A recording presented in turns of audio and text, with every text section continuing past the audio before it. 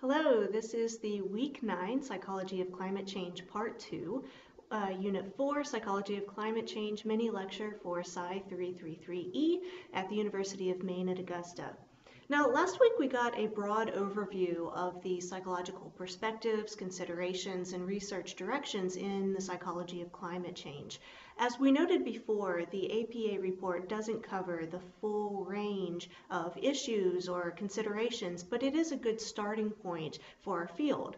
Now, the APA report noted that in the current body of knowledge, there is a developed nations bias because the majority of psychological research is conducted in the United States, Europe, and Australia, which makes sense because that's where a majority of psychologists are. But I note that this also constitutes a continental bias. In the experience of island nations, and particularly developing island nations, are not very well covered in the current body of literature. I conducted my dissertation research in the psychology of climate change in the Pacific Islands nation of Tuvalu. As you may have seen in the IPCC report chapters a few weeks ago, it's one of the countries that is projected to become uninhabitable due to sea level rise in the next 50 to 100 years. Tuvalu has about 10 square miles of land, divided up into 9 islands and atolls. And these 9 islands and atolls are spread out across an ocean area roughly the size of California, Nevada, and Oregon. Tuvalu has a population of about 11,000 people living on all of these islands. About half of that population lives on the capital atoll of Funafuti, which is about a mile and a half square miles of land, and it's thinly stretched 9 miles long around a very wide, long lagoon. There are many places in Funafuti where you can stand and look left, and there is the open ocean, and look right, and there is the wide, large lagoon. Just 20 feet away from you on either side is water. So these are very small, low-lying, flat islands, and are very vulnerable, therefore, to sea level rise, to storm surge, and all of these water issues that we have read about over the past few weeks. This week you have a reading excerpt from the results section and discussion section of my dissertation. Now, I recognize that even though these are excerpts, that they're still very long. However, I did do my best to pick out sections that are very readable and to connect directly to what we are talking about in this course. For now, I want to give you a synopsis of the other 400 pages that you are not required to read, although of course if you do want to read it, I will happily send you a PDF. But I do want to provide you with some context for the readings this week. Now, I conducted my research from 2009 to 2012. I visited Tuvalu a couple of times to collect data during that time, and I also maintained a lot of long-distance digital communications with my friends and family and colleagues in Tuvalu. My primary data collection methods were interviews with community members and also community leaders and professionals who work directly with culture and environment and climate change issues in Tuvalu, as well as just your everyday lay person who works a wide variety of jobs in different areas of expertise.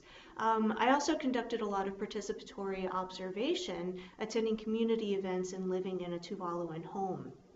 With these research activities, I was seeking to learn about the cultural context in which people in Tuvalu experience the threat of climate change. The first results section, which you do not have to read for this assignment, is all about this cultural context. And then with that established, we can place climate change into the lived experience of Tuvaluan communities. Chapter 6, which you will read, and also Chapter 7, which I did not include, discuss those specific interactions between climate change and the cultural community context. And then finally, I place this research into psychology's body of knowledge by using the psychological theories, psychological sense of place, psychological sense of community, and activity settings theory. And all of these are discussed in the excerpt from Chapter 8 that you are reading. So first of all, what did you miss in the first results section about culture and community in Tuvalu? Well, despite the small population of the country, Tuvalu is very similar to the United States in that it is very regionally diverse. Just like New England is American and the South is American and the Pacific Northwest is American, but they're all pretty different from each other even still. Every one of the 9 islands and atolls in Tuvalu has a very strong Tuvaluan identity, but they're also very different culturally from each other. And the people from each of these islands maintains a very strong sense of identity that is tied specifically to the island that they are from, not just as Tuvaluans, but as Niutau, as Funafuti, as Nukulalai. And that place identity is very important to the identity of individuals and families. I think Maine actually has that concept is very understandable because it's fairly common to see a very similarly strong sense of place identity in Maine. Tuvalu also has a very strong guest and gift culture to the extent that traditionally everything is shared. If anyone has a need or even a want, there is no question about sharing what you have. This is true for family members and for neighbors and even for strangers.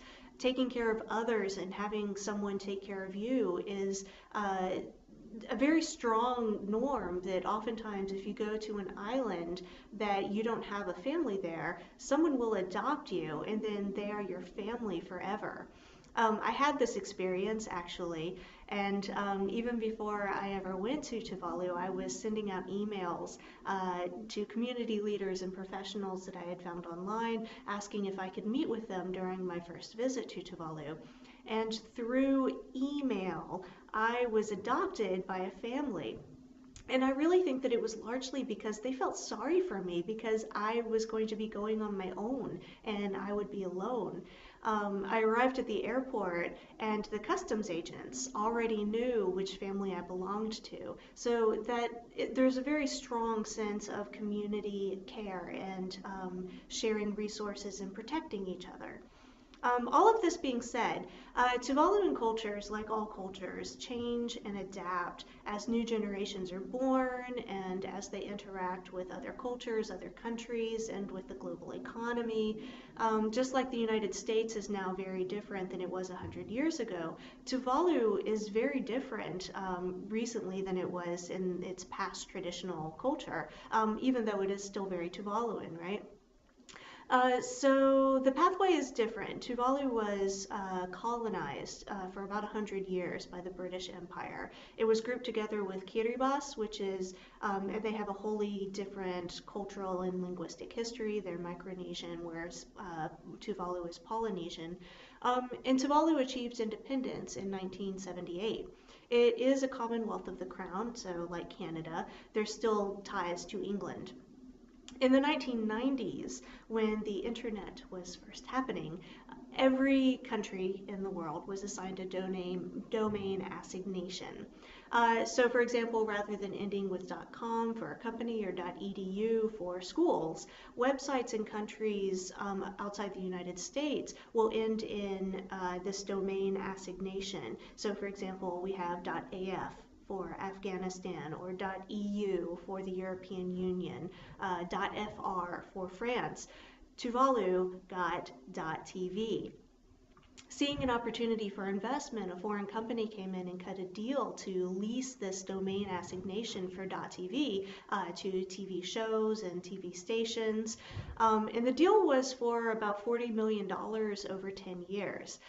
This is not a huge amount of money on the global scale, but still the influx of funds meant that Tuvalu went from like the 4th poorest country in the world to like the 11th poorest country in the world. And it was enough funds to start developing infrastructure that had largely been absent before. This was paved roads and electrical lines and television, or not television, but telephone lines and cell phone towers and lighting outside and internet. Everyone has internet. There's been a huge shift in the market economy because of this influx of money over the past 20 years. We also have more students who are getting advanced education than ever before. So there's been a really big cultural shift and economic shift and market economy shift that's happening right now. And so we see a lot of combinations and cohabitation of traditional culture with modern culture.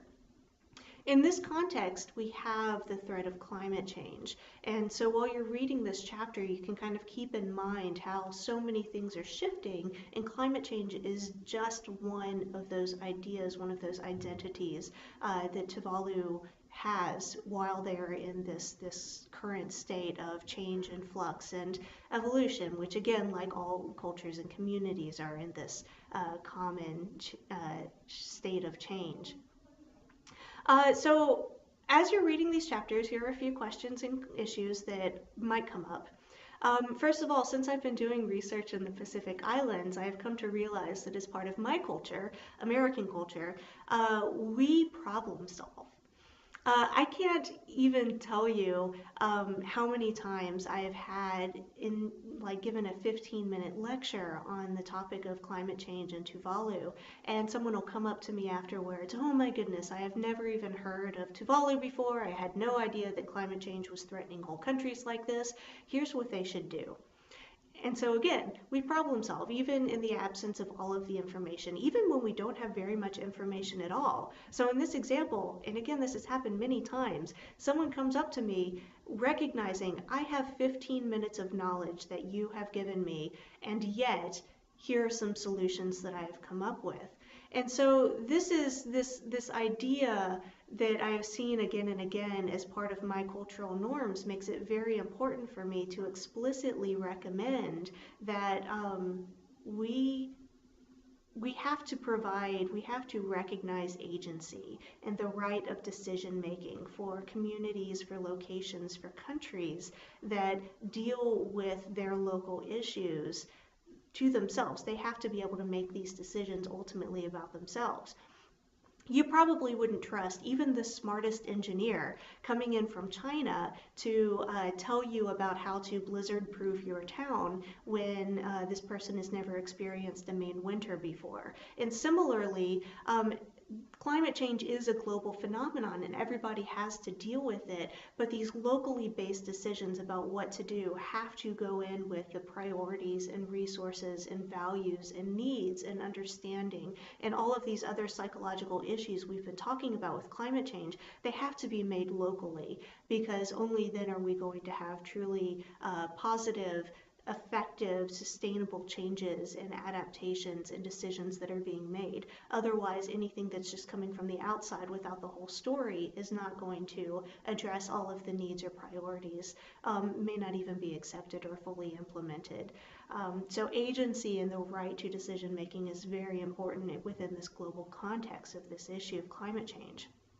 Now, second, a lot of times when people are thinking about faraway threats, faraway places where the threat is so large. So for example, we have Tuvalu, this place probably none of you have ever been. I had not heard of it 10 years ago.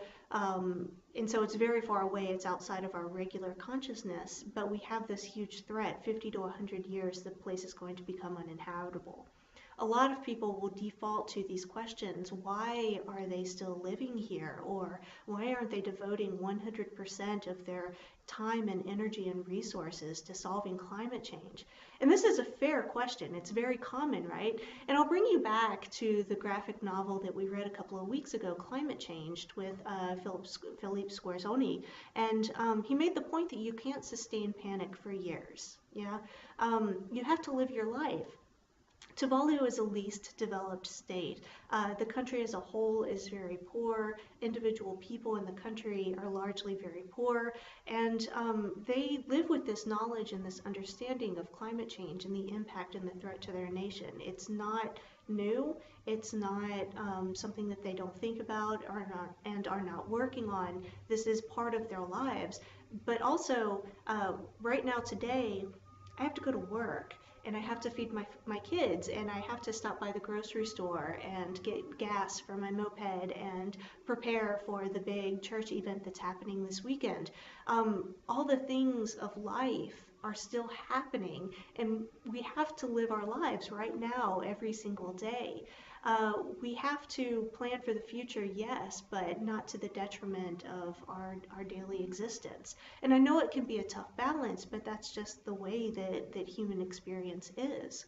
I can flip this question too, back on you.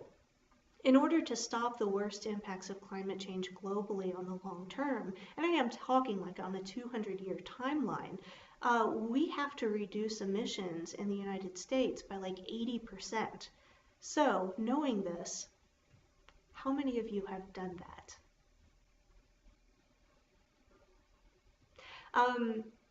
So sustainable change has to happen methodically. It has to happen holistically. It's a really big job, and it's not something that can happen quickly and be effective, but it does have to happen in order for us to protect against some of these worst threats and these worst projections that are possible.